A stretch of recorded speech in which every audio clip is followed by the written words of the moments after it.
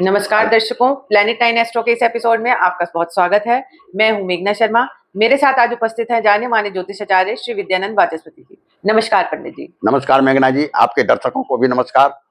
दर्शकों, आज हम पंडित जी से जानकारी लेंगे मकर राशि के बारे में कि सितंबर के महीने में इनका राशिफल कैसा रहेगा।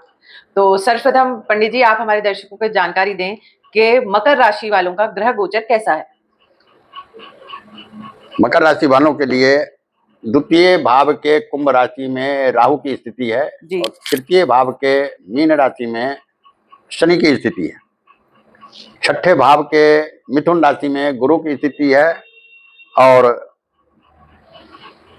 सातवें भाव के कर्क राशि में शुक्र की स्थिति है और छठे भाव के सिंह राशि में सूर्य, बुध और केतु की स्थिति है और नवम भाव के कन्या राशि में मंगल की स्थिति है। जी, चलिए अब सर्वप्रथम हम जानते हैं कि स्वास्थ्य के लिए कैसा रहेगा इनका जो ये गोचर है। अब स्वास्थ्य के लिए लग्न और छठे भाव को देखना होगा। अब लग्न का स्वामी तृतीय भाव में शनि की स्थिति है जी। तृतीय भाव ऊर्जा, साहस, शौर्य, पराक्रम का है, तो इनके शरीर में बल दे रहा है। ऊर्जा भी है, साहस भी है, पराक्रम भी है, तो शारीरिक स्थिति ठीक है। अब रह गई बात छठे भाव की। छठे भाव के मिथुन राशि में गुरु की स्थिति है जी और छठे भाव का स्वामी बुध अष्टम भाव में है, तो कुछ गड़बड़ी आ सकती है।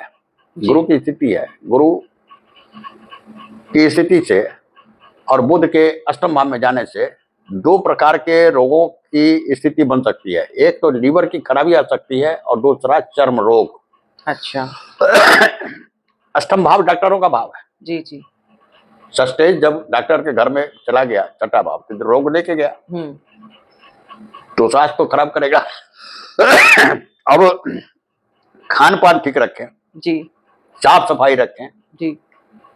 खान पान ठीक रखने से पेट की स्थिति ठीक रहेगी, लीवर की खराबी नहीं होगी और साफ सुथरा रहने से चर्म रोग नहीं होगा। इतना तो मेंटेन करके रखें। जी जी, ये तो रोजमर्रा की जिंदगी में इतनी तो साफ सफाई चाहिए। तो स्वास्थ्य की यह स्थिति है। अच्छा, और शिक्षा और संतान के लिए कैसा है ये सितंबर का महीना मकर राशि के जातकों के लिए? देखिए, शिक्षा और संतान पंचम भाव से देखा जाता है और शिक्षा के लिए द्वितीय भाव भी, प्रारंभिक शिक्षा द्वितीय भाव से देखी जाती है और उच्च शिक्षा नवम भाव से देखी जाती है।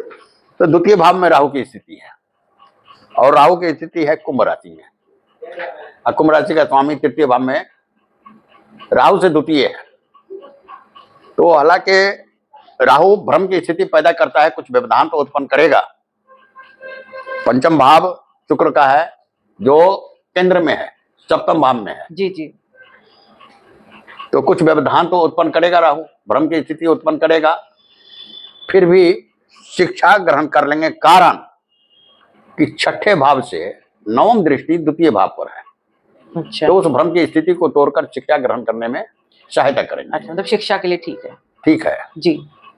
और संतान तो संतान भी तो पंचम भाव से ही देखा जाता है जी। शुक्र सप्तम भाव में है जी और कर्क राशि में है जी, बड़ा संवेदनशील राशि होता है जी, जी। अच्छी बात है, संतान की ओर से भी शुभ समाचार ही मिलेगा और स्वयं भी विद्यार्थी हों तो सफलता की कुंजी उनके हाथ है। अच्छा, मतलब शिक्षा और संतान के लिए अच्छा ही है। अच्छा ही है। अब आप हमारे दर्शकों को जानकारी दें कि नौकरी और व्यवसाय के लिए सितंबर का महीना कैसा होगा मकर राशि के जातकों के लिए? देखिए, नौकरी छठे भाव से देखी जाती है और छठे भाव का स्वामी बुध अष्टम भाव में है। अष्टम भाव गहन अध्ययन का है, बदलाव का है, खोज का है और गुरु बैठे हुए छठे भाव में और द्वादश भाव को देख रहे हैं। अब यहाँ यह स्थिति आती है कि द्वादश भाव विदेश यात्रा का भी भाव है और शिक्षा का कारक ग्रह है गुरु। तो हम देख रहे हैं कि नवम दृष्टि पड़ रही है द्वितीय भाव पर, तो शिक्षा भी, आरंभिक शिक्षा भी है और उच्च शिक्षा भी है, विदेश जाने की भी स्थिति है। अच्छा, विदेश जाकर भी अध्ययन कर सकते हैं, शिक्षा प्राप्त कर सकते हैं। अच्छा, तो नौकरी और व्यवसाय के लिए आप बताएं। हाँ, तो नौकरी के लिए हाँ भी ठीक है, जी। क्योंकि सबसे पहले तो हम करियर देखें। करियर 10वां भाव तुला राशि का है, और तुला राशि का स्वामी शुक्र कर्क राशि में केंद्र में है, 7वां भाव में है, तो करियर तो अच्छा है जी। और इसके बाद नौकरी भी ठीक, गुरु की स्थिति है यहाँ पर, नौकरी भी अच्छी ही है। अच्छा। रह गया व्यवसाय की बात। हाँ। तो व्यवसाय तो अति उत्तम है। अच्छा। तुला राशि का स्वामी 7वां भाव में कर्क राशि में बैठे हुए हैं। अच्छा। तो व्यवसाय तो और भी अच्छा है। व्यवसाय और नौकरी के दृष्टिकोण से मकर राशि के लिए सितंबर का महीना बढ़िया ही है। अब धन और निवेश के लिए कैसा रहेगा? निवेश के लिए भी अच्छा है जी। निवेश के लिए भी 5वां भाव निवेश का है और प्रेम प्रसंग का भी है, तो दोनों हालत में ये अच्छा फल दे रहा है। अच्छा। क्योंकि 5वां भाव का स्वामी 7वां भाव में जी। इनका झुकाव जी जो है तो विपरीत लिंगियों के प्रति होगी। अच्छा। तो प्रेम प्रसंग भी अच्छा रहेगा, निवेश भी करेंगे तो वह भी अच्छा ही रहेगा। धन की स्थिति अच्छी ही रहेगी। हाँ, इसलिए एकादश भाव वृश्चिक राशि का है और एकादश भाव का स्वामी भाग्य भाव में बैठे हुए हैं, 9वें भाव में जी। तो ये अच्छी आय का स्रोत बता रहा है। अच्छा, तो अब पंडित जी से जानकारी लेते हैं दर्शकों के प्रेम संबंध और वैवाहिक जीवन कैसा रहेगा मकर राशि के जातकों के लिए सितंबर के महीने में।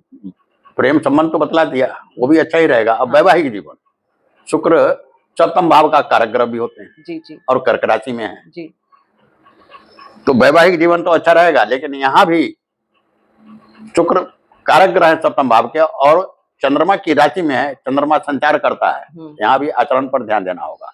अच्छा, आचरण पर ध्यान, आचरण बिल्कुल अच्छा रखें जी, नहीं तो वैवाहिक जीवन में क्लेश उत्पन्न हो सकता है। अच्छा, तो अब आप हमारे दर्शकों को थोड़ा छोटा सा उपाय अवश्य बताएं। देखिए, मकर राशि वालों के लिए अब लग्न और द्वितीय भाव का स्वामी, खास करके लग्न का स्वामी शनि है, तो शनि का उपाय करना चाहिए जी।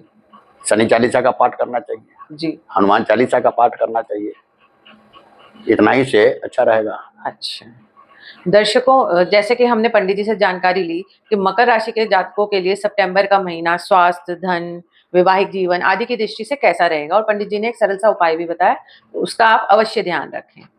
तो दर्शकों, इसी जानकारी के साथ मैं अपने इस एपिसोड को समाप्त करती हूँ। अगर ये वीडियो आपको पसंद आया तो लाइक करें और हमारे चैनल को सब्सक्राइब अवश्य करें।